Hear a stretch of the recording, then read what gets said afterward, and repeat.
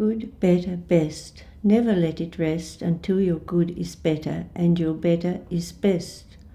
This was my parents' expectation and influenced my sisters and I in restoring our family farm.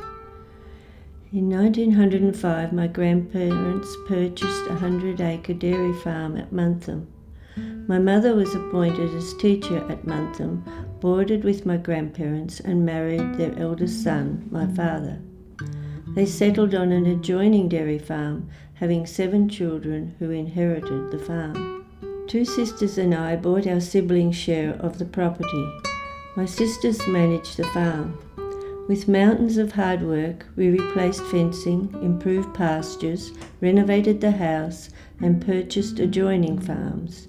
We increased the holding to 450 acres. Through trial and error, backed by supportive advisors, determination, laughter, and some frustration, we learned about farming and established a first-class herd of Herefords. My younger sister and best mate was diagnosed with cancer in 2007. 2 weeks before her death in 2010, she was still driving our 1953 Ferguson tractor, rolling out the hay, doing what she loved best. We had not discussed death or succession planning. My older sister and I inherited our younger sister's share of the original farm, agreeing both to be present for calving and take a month about at other times. In 2015, my sister phoned to say she was no longer able to work on the farm due to age and disability. The bank approved a loan and I wrote a formal offer to purchase her share of the family farm, avoiding complications of future succession. She refused my offer to buy. She offered to sell her adjoining property, our grandparents' farm, to our nephew, fulfilling a promise to his mother. I found this decision hurtful. It left a nasty taste because I'd been looking after it. In my journal, I noted she remarked that she had not thought about how it would affect me.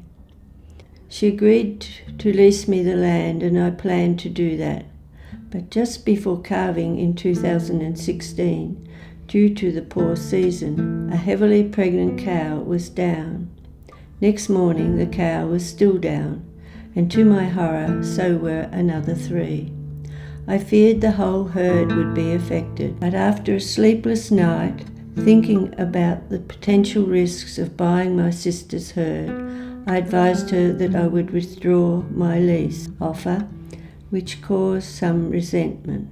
Despite my fears, we had a successful year with 100% calving. Relatives congregated to enjoy the farm and all its history, and each other's company. My story is a cautionary tale about the repercussions of poor communication when control, loyalty, love, loss, grief, and sibling rivalry impact on partnership decisions.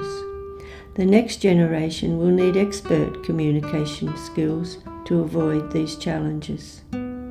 Good, better, best. I achieved this aspiration when we sold all the stock at a dispersal sale and topped the market.